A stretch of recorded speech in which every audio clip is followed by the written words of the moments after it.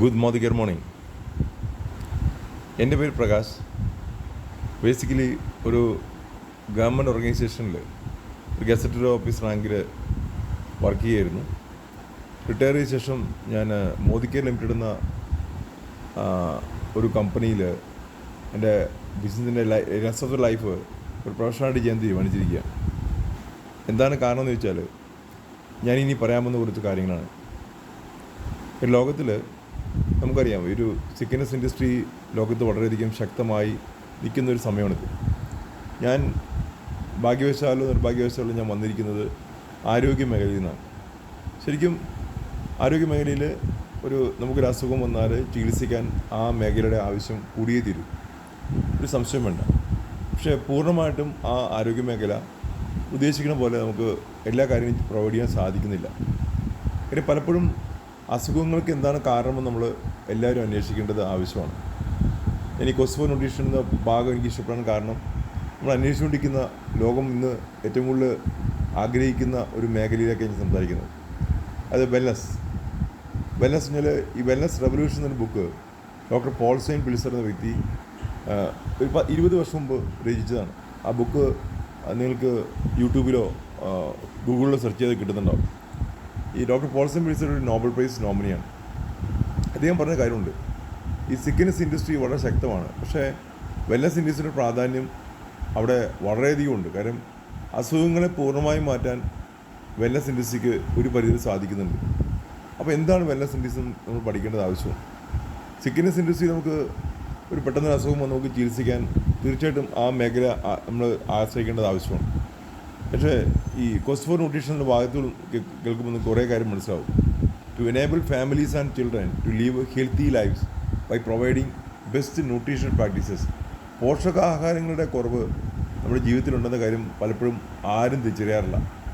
അത് ഇങ്ങനെ കടന്നു പൊയ്ക്കൊണ്ടിരിക്കുകയാണ്. ആ കുറവുകൾ പരിഹരിക്കുന്ന ഒരു ഇൻഡസ്ട്രിയാണിത്.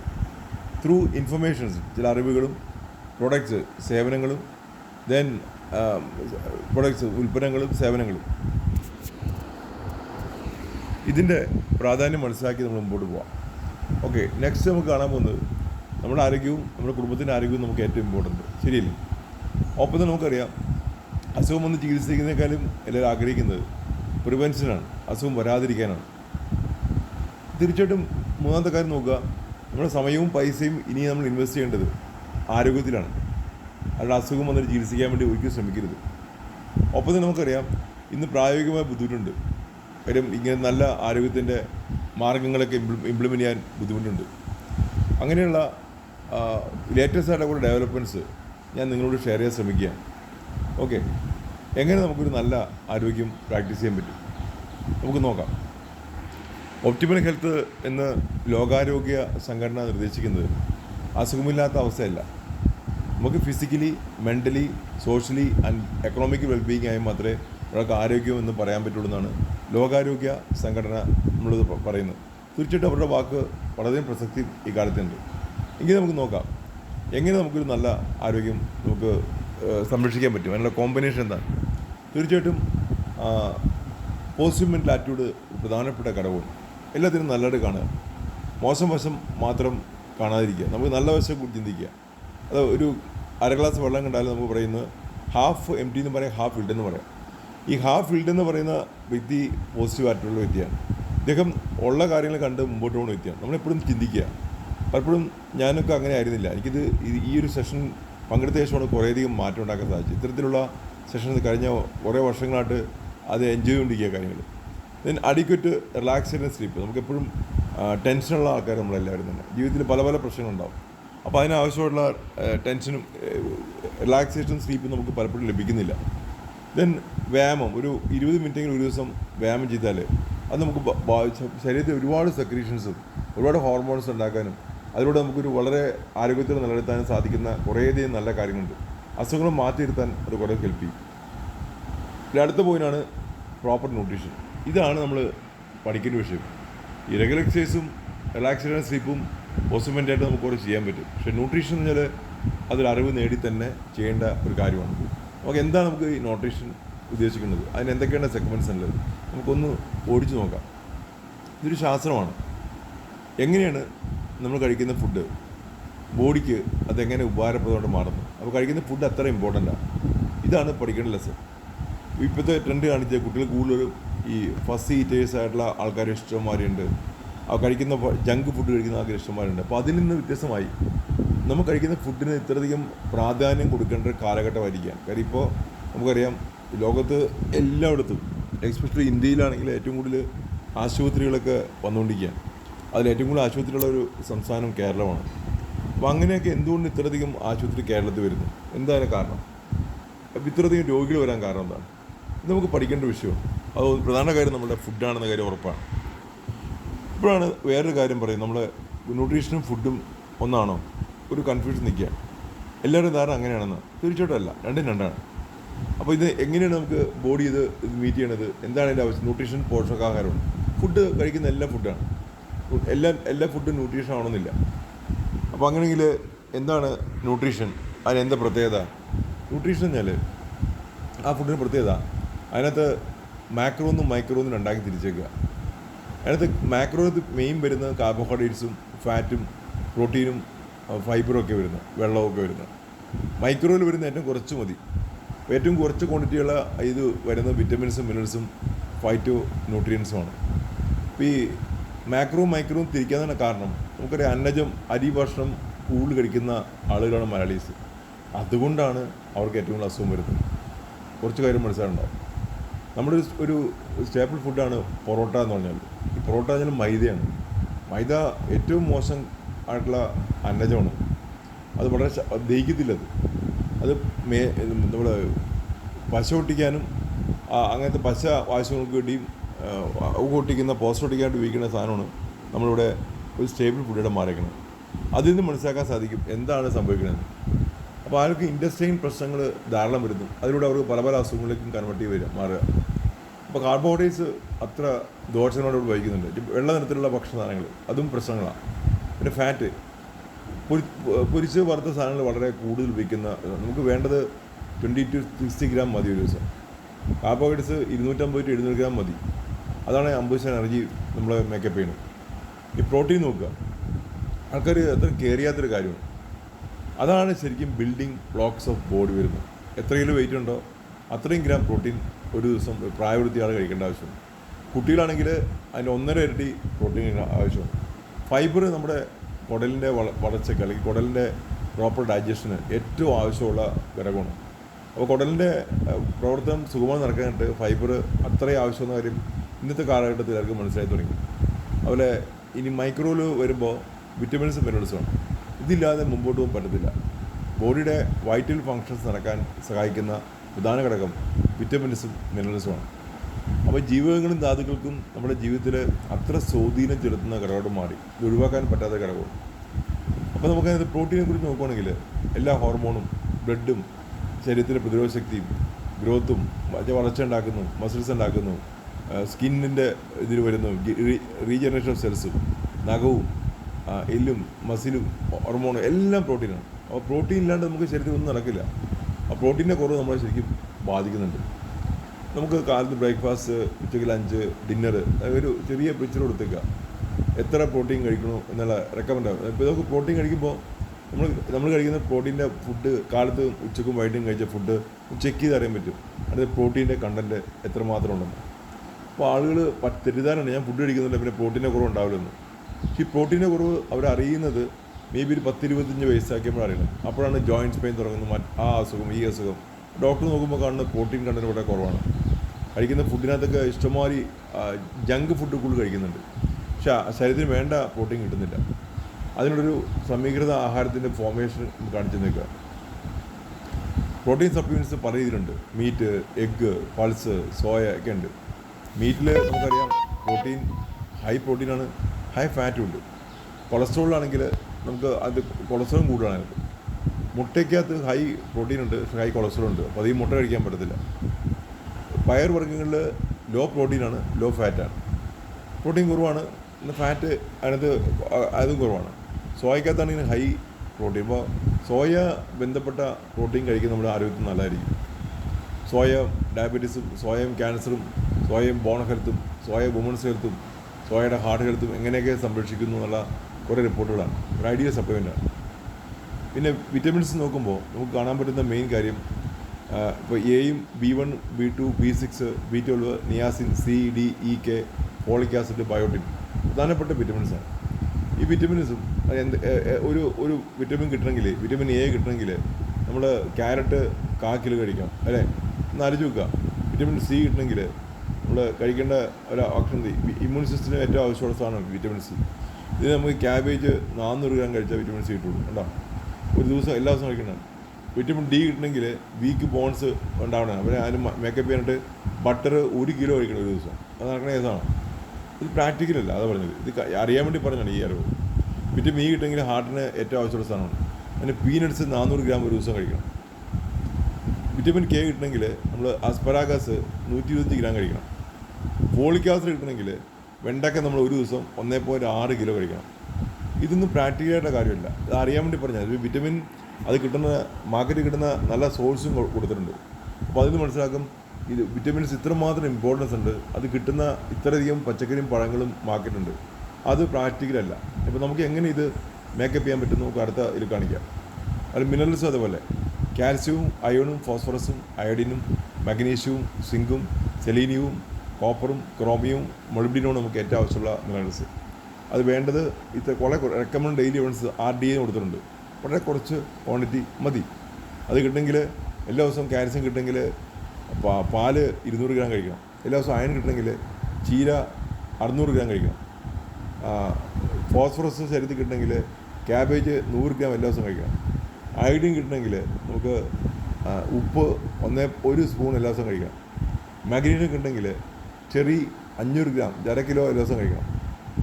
സിങ്ക് കിട്ടണമെങ്കിൽ നമുക്ക് കാഷ്യൂനട്ട് 1/4 കിലോ കഴിക്കണം ഒരു ദിവസം. അപ്പോൾ കോപ്പർ കിട്ടണമെങ്കിൽ ടൊമാറ്റോ 1 കിലോ കഴിക്കണം ഒരു ദിവസം. ക്രോമിയം കിട്ടണമെങ്കിൽ മാതളനാരങ്ങ 600 ഗ്രാം കഴിക്കണം ഒരു ദിവസം. മൊളിബ്ഡിനം കിട്ടണമെങ്കിൽ മുട്ട 5 എണ്ണം കഴിക്കണം. ഇത് പ്രാക്ടിക്കലായിട്ട് ചെയ്യാൻ വേണ്ടിയല്ല, അറിഞ്ഞിരിക്കാൻ വേണ്ടിയാണ്. ഇത്രയും കഴിച്ചാൽ നമുക്ക് സാധാരണ ഈ ഇപ്പം നേരത്തെ പറഞ്ഞ പ്രോട്ടീനും വിറ്റമിൻസും മിനറൽസും നമുക്ക് ലഭിക്കുള്ളൂ. ഇനി ഇങ്ങനെ നമുക്കൊരു പ്രായോഗികമായിട്ടുള്ള കാര്യമില്ല. ഇപ്പോൾ പണ്ടത്തെ കാലത്ത് പറഞ്ഞിരുന്നതാണ് ഇങ്ങനെ നമുക്കൊരു ഫുഡ് പിരമിഡ് ഉണ്ടാക്കാനായിട്ട്. മേളിൽ കാണാൻ ഏറ്റവും കുറച്ച് ഫാറ്റ് ഓയിലും കഴിക്കുക, അതിനപ്പുറത്ത് താഴെ മീറ്റും പോൾട്രിയും കഴിക്കുക, അതിനപ്പുറത്ത് ഫ്രൂട്ട്സും സെർവിങ്സും ഒക്കെ കഴിക്കുക. അപ്പോൾ ഇങ്ങനത്തെ ഒരു ഫുഡ് പിരമിഡ് ഉണ്ടാക്കി കഴിക്കാൻ ഒരു സമയത്ത് പ്ലാനിങ് ഉണ്ടായിരുന്നു. അത് പിന്നെ പ്രായോഗികമായില്ല.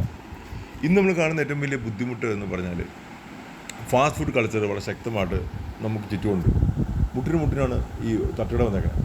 അപ്പോൾ അവിടെ ഇപ്പോൾ ഈ പല സ്ഥാപനത്തിൽ വന്നും അവിടെ ഭക്ഷണത്തിൽ മായം ചേർത്തതിനെ പിടിച്ചുകൊണ്ടിരിക്കുക. അപ്പോൾ അത്രയും മായം ചേർത്തവർക്ക് അത്ര മോശമായ എണ്ണ ഉപയോഗിക്കുന്നു. ആ എണ്ണയിൽ നിന്ന് ഒരിക്കലും ഉപയോഗിക്കാൻ പാടില്ല തന്നെ ഉപയോഗിക്കണം. എല്ലാവർക്കും ലാഭകരമാക്കി ചെയ്യാൻ പറ്റില്ലത്. അത്ര വില കുറച്ച് 80 രൂപയ്ക്കൊക്കെ ബിരിയാണി കൊടുക്കുക. അപ്പോൾ ആലോചിച്ച് നോക്കുക എന്തായിരിക്കും അതിൻ്റെ കണ്ടൻ്റ് എന്ന്. ആൾക്കാർ വില കുറച്ചുകൊണ്ട് വാങ്ങിക്കാൻ നിൽക്കുക. ഒരിക്കലും ചെയ്യരുത്. നിങ്ങളുടെ വീട്ടിൽ സ്വയമേ പാചകം ചെയ്ത് പഠിക്കാൻ ശ്രമിക്കുക.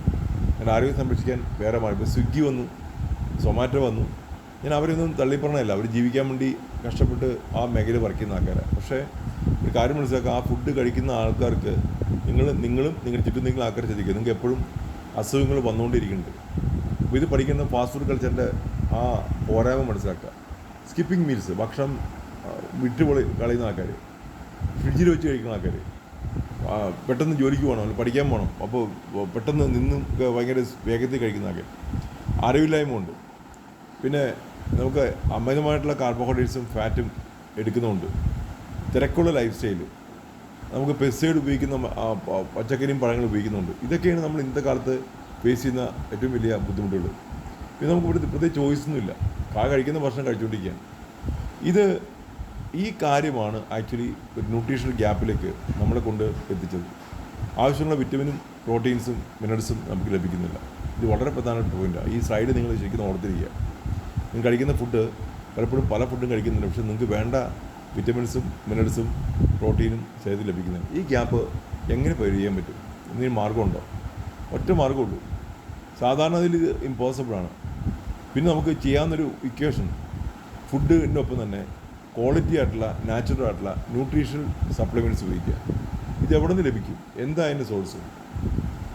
ഇനി നമുക്ക് അടുത്തൊരു കാര്യം, അപ്പോൾ അതോടെ നിൽക്കട്ടെ. നമുക്ക് അതിനൊപ്പം തന്നെ ഒരു കാര്യം ചെയ്യാം. അസുഖങ്ങളെക്കുറിച്ച് പറയാം. ഇന്ന് ലോകം മുഴുവൻ മാറിക്കൊണ്ടിരിക്കുക. ഒരു ചേഞ്ചിങ് സിനാരിയോ അല്ലേ? ലോകത്ത് മുഴുവൻ അസുഖങ്ങൾ മാറി മാറി പണ്ടുണ്ടായിരുന്ന അസുഖങ്ങൾ ഇപ്പോൾ വരുന്നില്ല. ഇപ്പോൾ വേറെ ഒരു അസുഖങ്ങൾ. അതിന് കാരണം എന്താണ്? ഇത് നമുക്ക് കണ്ടെന്ന് നോക്കാം. പണ്ട് നമുക്കുണ്ടായിരുന്ന അസുഖങ്ങളാണ് മലേറിയ, കൊതുകുണ്ടായിരുന്നു അല്ലേ, ട്യൂബർകുലോസിസ്, ക്ഷയ രോഗം വരുന്നു, വൂഫിംഗ് കഫ്, വില്ലൻ ചുമ, ഡിഫ്തീരിയ, സ്മോൾ പോക്സ്, പ്ലേഗ്. ഇതൊക്കെ ഒരു പ്രത്യേക കാരണം ഉണ്ടായിരുന്നു അല്ലേ? സ്പെസിഫിക് ആയിരുന്നു. അതിൻ്റെ കാരണം വ്യക്തമായിരുന്നു, അതിൻ്റെ തെറാപ്പിയും വളരെ വ്യക്തമായിരുന്നു. ഇന്നത്തെ കാലത്ത് നോക്കി, ഇന്ന് ഹാർട്ട് അറ്റാക്ക് വരുന്നു, ക്യാൻസർ വരുന്നു, പ്രമേഹം വരുന്നു, BP വരുന്നു, സ്ട്രോക്ക് വരുന്നു, അൽഷിമേഴ്സ് വരുന്നു, ആസ്മ വരുന്നു, ഒബേസിറ്റി വരുന്നു, മുട്ടിന് തേയ്മാനം വരുന്നു. ഇതിന് കാരണം നോക്കി, മൾട്ടിപ്പിൾ കാരണങ്ങളാണ്. മറ്റേത് ഒറ്റ സ്പെസിഫിക് കാരണമായിരുന്നു. അപ്പോൾ അതിന് തെറാപ്പിയോ ഇന്ന പോലെ ഇന്ന കാര്യം ചെയ്താൽ ഇന്ന അസുഖം മാറുമെന്നും പറയാൻ പറ്റില്ല. ഞാൻ ആരോഗ്യ മേഖലയിൽ ഉദ്യോഗസ്ഥനാണ്. അവിടെ ഒന്നും തന്നെ ഹാർട്ട് അറ്റാക്കിന് പ്രത്യേകം മരുന്നൊന്നുമില്ല, ക്യാൻസറിന് പ്രത്യേകം മരുന്നുമില്ല, പ്രമേഹത്തിന് പ്രത്യേകം മരുന്നുമില്ല, ഹൈപ്പർ ടെൻഷന് പ്രത്യേകം മരുന്നുമില്ല, സ്ട്രോക്കിനും പ്രത്യേകം മരുന്നില്ല, അൽഷിമേഴ്സിനില്ല, ആസ്മയ്ക്കില്ല, ഒബിസിറ്റിക്കില്ല. ഇത് കഴിച്ചു നോക്കുന്നു പറയും. അത് ഒരാഴ്ച കഴിച്ചിട്ട് വരാൻ പറയും. അത് കഴിച്ച് വന്നിട്ട് അടുത്ത് കൊടുക്കും. ആൻറ്റിബയോട്ടിക്കും ആൻറ്റി ഇൻഫ്ലമേറ്ററിയും അങ്ങനെ പല പല കാര്യം ചെയ്തുകൊണ്ടിരിക്കുകയാണ്. മേജർ ഇൽനെസ് ഇത് കാണിക്കേണ്ട വലിയ ഫാക്റ്റ് ഞാൻ നിങ്ങൾക്ക് തുറന്ന് കാണിച്ചിരുന്നത്. മേജർ ഇൽനെസ്, ലോകത്ത് വരുന്ന മേജർ ഇൽനെസ് എല്ലാം പണ്ടത്തെ വന്നിരുന്ന എല്ലാം നമുക്ക് മൈക്രോ ഓർഗാനിസം ആയിരുന്നു. അതിന് കാരണം അതുകൊണ്ട് തന്നെ ട്രീറ്റ് ചെയ്യാനും പറ്റിയിരുന്നു. ഇന്ന മെഡിസിൻ കൊടുത്തു ചെയ്യായിരുന്നു. ഇപ്പോൾ കാണുന്ന അസുഖങ്ങൾ present day melodies are the result of the way we leave, ജീവിതശൈലി രോഗങ്ങളാണ്. അതുകൊണ്ട് തന്നെ അത് നമുക്ക് പെട്ടെന്ന് ഓർഗൻ ചെയ്ത് മാറ്റാൻ പറ്റില്ല. പണ്ടത്താണ് മൈക്രോ ഓർഗാനിസം ആയിരുന്നെങ്കിൽ ഇന്നത്തെ കാലത്തും ജീവിതശൈലി രോഗങ്ങൾ വരുന്നത്. ഇപ്പോൾ ആസ്മയും ഹാർട്ട് അറ്റാക്കും ക്യാൻസറും പ്രമേഹം എല്ലാം ഇങ്ങനത്തെ കാര്യങ്ങൾക്ക് ഭൂരിപക്ഷവും 90% ജീവിതശൈലി രോഗങ്ങൾ മാറുകയാണ്. ഇനി നമുക്കൊരു അത് എന്തുകൊണ്ട് ഇങ്ങനെ ഒരു അസുഖം വന്നു എന്ന് പറഞ്ഞാൽ ഒറ്റ വാക്കി പറഞ്ഞാൽ ഫ്രീ റാഡിക്കൽസ് എന്ന് പറയും. എന്താണ് ഫ്രീ റാഡിക്കൽസ്? എങ്ങനെ നമുക്ക് അതിനെ കണ്ടെത്താൻ പറ്റും? എന്തായാലും സൊല്യൂഷൻ എന്താണ്? നമുക്കതിന് എളുപ്പമാണ് കാണിച്ചു തരാം. ഓക്സിജൻ്റെ ഒരു വ്യത്യസ്തമായ രൂപമാണ്. ഒരു ബ്രൈറ്റ് സൈഡ് കാണിച്ചേക്കുക. ലെഫ്റ്റ് സൈഡിൽ നല്ല ഹാപ്പി ആയിട്ടുള്ള ജീവിതം നയിക്കുന്നു, നല്ല ശ്വാസവായുവൊക്കെ കിട്ടുന്ന ജീവിതം. ഇവിടെ നോക്കി ഡാർക്ക് സൈഡ് നോക്കി, ഒരു ആപ്പിൾ കട്ട് ചെയ്ത് വെച്ചാൽ അത് ബ്രൗൺ കളറാവുന്നു, ഒരു ഇരുമ്പ് പെട്ടെന്ന് തുരുമ്പടിക്കുന്നു. ഇതൊക്കെ ഓക്സിജൻ്റെ വേറൊരു മുഖമാണ്. ഇതേപോലെ തന്നെ നമ്മുടെ ശരീരത്തിനകത്തും ഇന്ന് ഇത് സംഭവിച്ചുകൊണ്ടിരിക്കുകയാണ്. നമുക്ക് നേരിട്ട് കാണാൻ പറ്റില്ല, ഇത് ബോഡിയിൽ ഇതേ സംഭവിക്കുന്നുണ്ട്. ആ ഓക്സിഡേറ്റീവായിട്ടുള്ള ഫ്രീ റാഡിക്കൽ ഡാമേജാണ് നമുക്ക് ഇത്ര ഡെയിലി ഇങ്ങനത്തെ സിറ്റുവേഷൻ വരാനുള്ള ഒരു പ്രധാനപ്പെട്ട കാരണമായിട്ട് കണ്ടെത്തിയേക്കണം. എങ്ങനെ നമുക്ക് ഈ ഓക്സിഡേഷൻ സംഭവിക്കുന്നു ശരീരത്തിനകത്ത്, അല്ലെങ്കിൽ ഫ്രീ റാഡിക്കൽ ഇഞ്ചുറി എന്തുകൊണ്ട് സംഭവിക്കുന്നു? നമുക്ക് പഠിക്കേണ്ട കാര്യമുള്ളൂ. നമുക്ക് ജീവിതം നൽകുന്ന ഈ ഓക്സിജൻ, അതിൻ്റെ ബ്രൈറ്റ് സൈഡ് ഈ സൈഡാണെങ്കിൽ താഴെ dark side highly reactive free radical injury can create severe damage to tissues, കോശങ്ങളെയും അതിന് അസുഖങ്ങൾ ഉണ്ടാക്കാനും കാരണമായി മാറുന്നു. ആ സെയിം ഓക്സിജനാണ് ജീവിതം നൽകുന്ന അതേ ഓക്സിജനാണ് ഇന്ന് root cause of many diseases, പല അസുഖങ്ങളുടെയും കാരണം. ചില ഓക്സിഡേഷൻ, ഫ്രീ റാഡിക്കൽ ഇഞ്ചുറി. നമുക്ക് നോക്കാം. The war within. നോർമലി നമുക്ക് കാണുന്ന ഒരു dangerous free radicals are neutralised by antioxidants. Antioxidants നമ്മൾ അപ്ലൈ ചെയ്യണമെങ്കിൽ ഈ ഫ്രീ റാഡിക്കൽ നമുക്ക് കൺട്രോൾ ചെയ്യാൻ സാധിക്കും ആൻറ്റി ഓക്സിഡൻസ് കൊണ്ട്. അത് നാച്ചുറൽ പ്രസൻറ്റ് നമ്മൾ ബോഡിയിൽ സ്വമേധയുണ്ട്. ഒരു അസുഖം വന്നാൽ അസുഖം വരാതിരിക്കാൻ കാരണം ഈ ആൻറ്റി ഓക്സിഡൻസ് ഉള്ളതുകൊണ്ടാണ്. അത് വാളും പരിചയപ്പെട്ട് നമ്മളെ എല്ലാ ദിവസവും സംരക്ഷിച്ചുകൊണ്ടിരിക്കുന്നുണ്ട്. അങ്ങനെ നമ്മൾ രക്ഷപ്പെട്ടു പോകുന്നത്. ഫ്രീ റാഡിക്കൽ അറ്റാക്ക് എങ്കിലും അതിനെ ഒതുക്കി നിർത്തി നമ്മൾ പിടിച്ചിരിക്കുന്നത് ഈ ആൻറ്റി ഓക്സിഡൻസ് ഉള്ളത് കൊണ്ടാണ്. ഇത് ജനിക്കുമ്പോൾ തന്നെ നമുക്ക് അമ്മയുടെ മുലപ്പാലിൽ നിന്ന് ലഭിക്കുന്ന സംഗതിയാണ്. ഈ സത്യം എല്ലാവരും മനസ്സിലാക്കിയെടുക്കുക. അപ്പോൾ അത്രയും ഇമ്പോർട്ടൻ്റ് ആണ് ഞാനീ പറയുന്ന ഓരോ കാര്യവും. എപ്പോഴാണോ നമുക്ക് ഈ അസുഖം വരുന്നത് വെച്ചാൽ നമുക്ക് ഈ പ്രതിരോധം നഷ്ടപ്പെട്ടു, അല്ലെങ്കിൽ നമുക്ക് ഫ്രീ റാഡിക്കൽ പ്രൊഡക്ഷൻ കൂടി, ആൻറ്റി ഓക്സിഡൻ്റ് ലെവൽ കുറഞ്ഞുമ്പോഴാണ് ആ ശക്തിയുള്ള ആൾ ജയിക്കും. അങ്ങനെ നമുക്ക് രോഗം വരുന്നത്.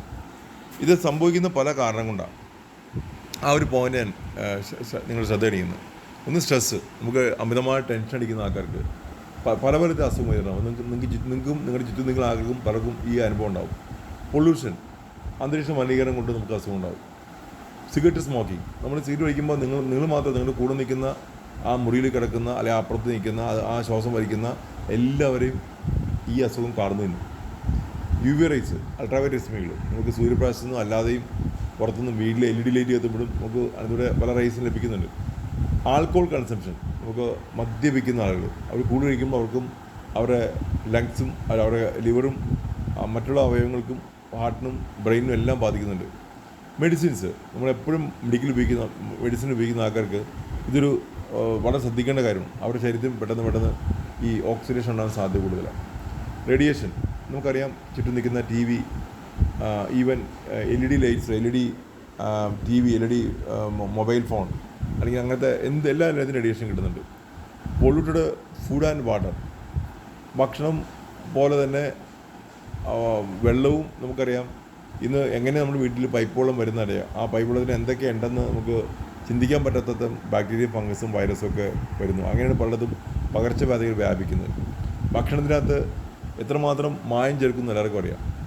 ഈ കഴിഞ്ഞ ഇടയ്ക്ക് തന്നെ ഭക്ഷ്യകാര്യ വകുപ്പ് കേരളത്തിൽ തന്നെ 80ഓളം കമ്പനികളെയാണ് മായം ചേർത്തതിന്, ഇവിടുത്തെ ടോപ്പ് ബ്രാൻഡ് കമ്പനികളാണ് മായം ചേർത്തതിന് പിടിച്ച് ഫൈൻ ഇടിപ്പിച്ചത്. അതിന് പഠിക്കേണ്ട വിഷയമുണ്ട്. അപ്പോൾ ഇതൊരു കോമൺ സംഗതി. ഇവിടുത്തെ നിയമങ്ങൾ അത്ര വീക്കായതുകൊണ്ട് അവർക്കത് കടന്നു പോവുകയാണ്. ദെൻ എക്സസീവ് എക്സസൈസ്, അമിതമായിട്ടുള്ള വ്യായാമം, ഇത് നമുക്ക് അസുഖങ്ങളിലേക്ക് നയിക്കുന്നുണ്ട്. ഡാമേജ് വിത്തിൻ, നമുക്കുള്ളിൽ എന്തൊക്കെ അസുഖങ്ങൾ വന്ന് നോക്കി. ഫ്രീ റാഡിക്കൽ ഇഞ്ചുറി സംഭവിക്കുമ്പോൾ ഇത്ര വലിയൊരു സംഭവമാണെന്ന് എനിക്കും അറിയില്ലായിരുന്നു. ഈ ക്ലാസ് പങ്കെടുത്തപ്പോഴാണ് കൂടുതൽ മനസ്സിലായത്. ഇത് നമുക്ക് പഠിക്കേണ്ട ഒരു വിഷയം തന്നെയാണ്. ഇപ്പോൾ ഈ എക്സസീവായിട്ടുള്ള ഫ്രീ റാഡിക്കൽ ഇഞ്ചുറി നമുക്ക് പല രീതിയിൽ ശരീരത്തിനെ ബാധിക്കുന്നുണ്ട്. ഹാർട്ടിൽ അത് ഫ്രീ റാഡിക്കൽ ഇഞ്ചുറി വരുമ്പോൾ നമുക്ക് ഹാർട്ട് അറ്റാക്ക് വരുന്നത്. ബ്രെയിനിൽ ഈ ഫ്രീ റാഡിക്കൽ ഇഞ്ചുറി വരുന്ന സമയത്താണ് സ്ട്രോക്കും അൽഷിമേഴ്സും പാർക്കിൻസൺസും വരുന്നത്. ഇത് സന്ധികളിൽ വരുമ്പോഴാണ്, അല്ലെങ്കിൽ ജോയിൻറ്റ്സ് വരുമ്പോഴാണ് നമുക്ക് സന്ധി വീക്കോ അല്ലെങ്കിൽ ആർത്രൈറ്റിസ് വരുന്നത്. കണ്ണിനെ ബാധിക്കുമ്പോഴാണ് കാറ്ററാക്റ്റും മാക്കുലർ ഡീജനറേഷനും വരുന്നത്. സ്കിന്നിനെ ബാധിക്കുമ്പോൾ നമുക്ക് റിങ്കിൾസ് ആയിട്ട് ഫോം ചെയ്യും. ഇത് DNA ബാധിക്കുമ്പോൾ അത് ക്യാൻസറായിട്ട് ഫോം ചെയ്യും. പാങ്ക്രിയാസിനെ ബാധിക്കുമ്പോഴാണ് നമുക്ക് നമുക്ക് പാങ്ക്രിയാസിൻ്റെ പ്രൊഡക്ഷൻ, അക്യൂട്ട് പാങ്ക്രിയാറ്റിക് അല്ലെങ്കിൽ പാങ്ക്രിയാറ്റിക് ഡൗൺ ആയി അതിൽ വേണ്ട ഇൻസുലിൻ പ്രൊഡക്ഷൻ കുറയുന്നു. അങ്ങനെ ഡയബറ്റീസ് വരുന്ന ലെവലിലേക്ക് വരുന്നു. ബോഡിയിലും ഇൻസുലിൻ റെസിസ്റ്റൻസ് വരുന്നു. അങ്ങനെ ഡയബറ്റീസ് വരുന്നു. ടൈപ്പ് 1, ടൈപ്പ് 2, അങ്ങനെ പല രീതിയിലുള്ള അസുഖങ്ങളിലേക്ക് നമ്മളെ കൊണ്ടെത്തിക്കുക. ഇതെല്ലാം സംഭവിക്കുന്നത് ഫ്രീ റാഡിക്കൽ ഇഞ്ചുറി എന്നുള്ള ആ സത്യമാണ് നമ്മൾ മനസ്സിലാക്കേണ്ടത്. ഇനി എന്തെങ്കിലും മാർഗമുണ്ടോ ഇതിൽ നിന്ന് പുറത്തു കിടക്കാനായിട്ട്? അതായത് decrease free radical damage by എന്തൊക്കെ ചെയ്യാം? സ്ട്രെസ്സ് കുറയ്ക്കുക. അത് എത്രമാത്രം പ്രാക്ടിക്കാമെന്ന് ആലോചിക്കുക. നമ്മുടെ ജീവിതത്തിൽ സ്ട്രെസ്സ് കുറയ്ക്കുക കഴിഞ്ഞാൽ അത്ര എളുപ്പമല്ല. Avoid polluted air and water, അത് നമുക്കൊന്നും ചെയ്യാൻ പറ്റുമോ? പ്രകൃതിയിൽ കിട്ടുന്ന, അല്ലെങ്കിൽ നമുക്ക് ഇപ്പോൾ നാട്ടിൽ കിട്ടുന്ന വ്യവസായ സ്ഥാനങ്ങളിലെ പൊല്യൂഷൻ അന്തരീക്ഷം നിറഞ്ഞുകൊണ്ടിരിക്കുക. വാഹനങ്ങളുടെ എണ്ണം കൂടിക്കൊണ്ടിരിക്കുക. അവിടെ നമുക്ക് പരിധി ഒന്നും ചെയ്യാൻ പറ്റില്ല.